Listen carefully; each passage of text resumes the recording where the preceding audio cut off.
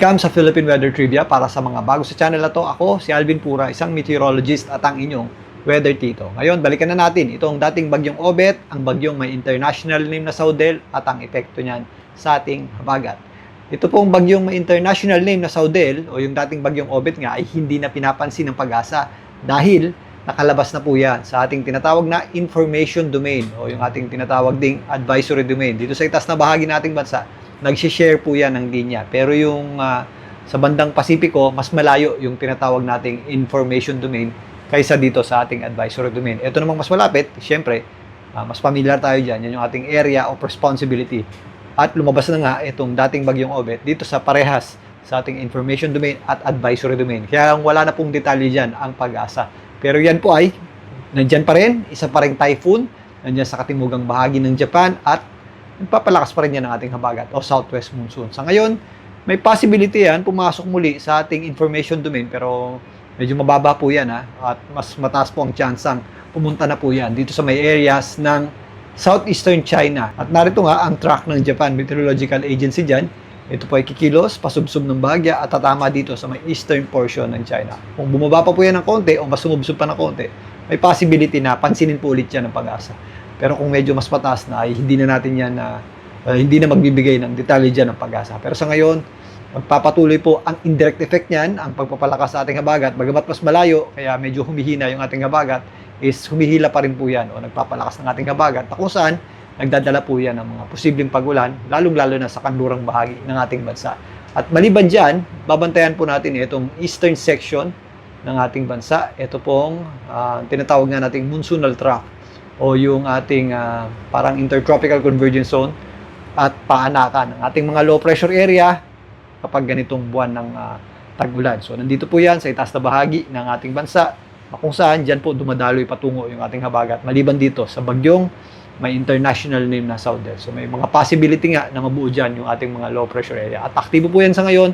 So sa mga susunod na araw, babantayan natin sa mga posibleng mabuong sirkulasyon dito po sa eastern section ng ating bansa. At yun nga, lalakas pa yung ating habagat in the next few days, lalong-lalo na sa papasok na weekend. Sa ngayon, nakaka-apekto pa rin ang habagat o southwest monsoon dito sa malaking bahagi ng Luzon. Although relatively clear tayo, ramdam po natin na mahangin yung ating conditions at possible pa rin yung ating mga kalat-kalat na pagulan at thunderstorms, lalong-lalo na pagsapit ng hapon at gabi. Mas madalas po yan dito sa mga areas ng Zambales at Bataan, maging dito sa Ilocos region. Nagpapakita naman yung ating araw sa malaking bahagi ng Calabarzon at Mimaropa, pero possible din po yung ating mga pagulan dyan. Dulot ng epekto ng ating habagat. At again, magpapatuloy po. Mas madadagdagan pa po yan sa mga susunod na araw. At para naman sa ating mga kapatid dito sa Visayas at Mindanao, halos wala po tayong natatanggap na pagulan dyan itong mga nakaraang buwan pa, at maliban lang sa mga pagulan at thunderstorms tuwing hapon at gabi.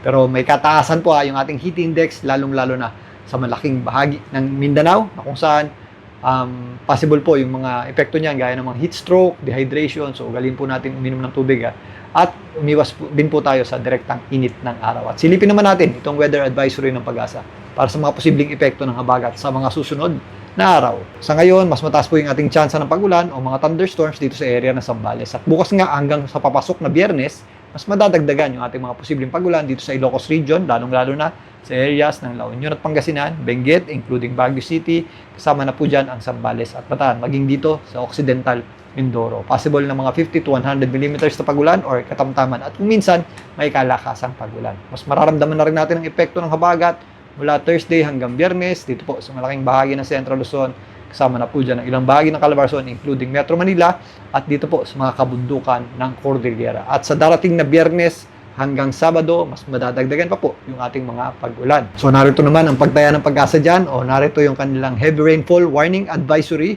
Mula dito, pinapakita na nasa possible na 50 to 100 o katamtaman at kung minsan malalakas na pag-ulan po ang ating aasahan sa mga areas ng Abra, La Union at Pangasinan, kasama po dyan ang Ilocos Sur, kasama na rin po dyan ang areas ng Benguet at Baguio City. Samantalang possible din po yung ating mga pag-ulan sa mga areas ng Tarlac, Pampanga, Bulacan, and Metro Manila, including Cavite, Batangas, at ilang parts ng Laguna. Samantalang possible din yung ating may kalakasang pag-ulan sa mga areas ng Zambales, Bataan, at Occidental Mindoro. Again, yung mga areas na walang kulay, ang mga kabundukan ng Cordillera, natitirang bahagi ng Ilocos Region, ilang bahagi ng Central Luzon, including ang Mimaropa. Mag-extend pa po yan hanggang sa isla ng Panay sa may Western Visayas. Is possible din po yung ating mga kalat-kalat na pagulan at thunderstorms dahil sa epekto ng habagat o southwest monsoon. So sa ngayon, bagamat nasa labas na ng advisory domain at information domain ng Pag-asa, itong dating bagyong Obet, nagpapatuloy pa rin po ang epekto ng habagat o southwest monsoon sa malaking bahagi ng Luzon, particularly sa western section nito. At lalakas pa po yan sa mga susunod na araw, lalong-lalo na sa Biyernes hanggang papasok na weekend. At nahahati nga yung ating lagay ng panahon sa malaking bahagi ng ating bansa. Sa Luzon, nandito po yung ating mas matataas na tsansa ng pagulan. At dito naman sa Visayas, lalong-lalo na sa Mindanao, nandiyan naman po yung ating mga may kainitang panahon at matataas na heat index. So, mag-ingat din po tayo dyan. Mag-ingat tayo sa mga posibleng epekto ng pagulan na dulot ng habagat sa mga susunod na araw at sa matinding init ng panahon pa rin dito sa areas ng Visayas at Mindanao sa mga susunod na araw. Balikan natin ito bukas. Muli ito po ang inyong Weather Tito para sa Philippine Weather Trivia.